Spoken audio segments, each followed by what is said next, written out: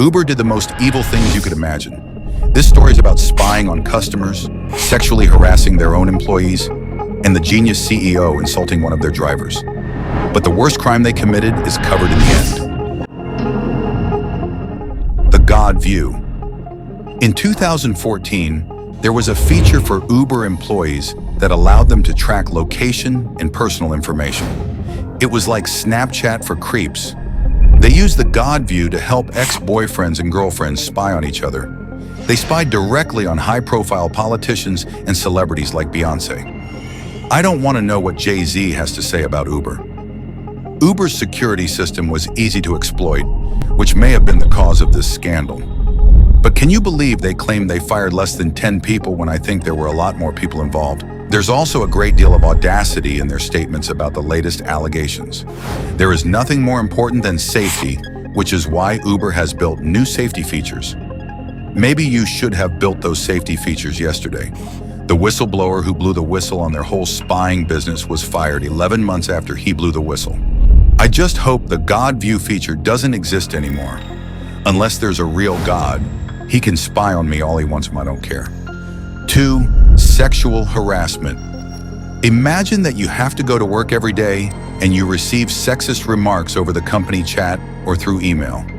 You get frustrated and report it to HR, and they act like they don't care. You generally find your work interesting, but at some point you can't take the harassment anymore. You find out that you're not the only one experiencing this kind of behavior, and that the percentage of women has been dropping rapidly since you started working there. This is exactly what happened to Susan Fowler and many women who worked as engineers at Uber. Here's what she said about her time at Uber. It's a strange, fascinating, and slightly horrifying story that deserves to be told. It is horrifying, of course, but there is a lot of good that came out of it, because Susan had the courage to come forward and write a blog post about what happened, what led to the resignation of Uber's former CEO, Travis Kalanick, who we all know is known for inappropriate behavior, like yelling at his drivers. 3. Insulting employees. The former CEO was caught on camera discussing the difficulty of making a living with the company's low rates.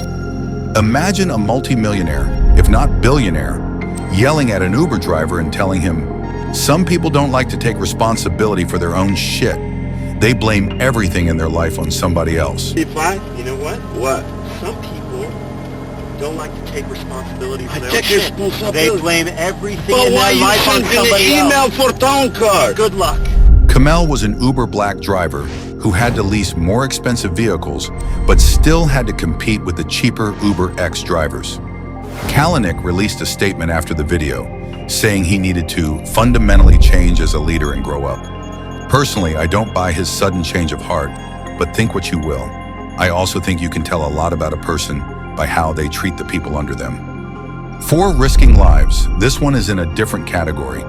Uber deliberately risked lives just to test its self-driving vehicles. But ask Uber, why not put vehicles that are dangerous to the public on the streets of San Francisco without a permit? Let's see what happens. I'll tell you what happened. A woman died. Wall Street experts claim that Uber's self-driving system should have identified her as a person, which could have led to her death. There was also a red light incident in San Francisco. Maybe the car just thought it was the faster way. I just hope Uber stops self-destructing and looks at what competitors are doing better. The business idea is phenomenal and has changed the world. But without proper execution, Uber is doomed to fail.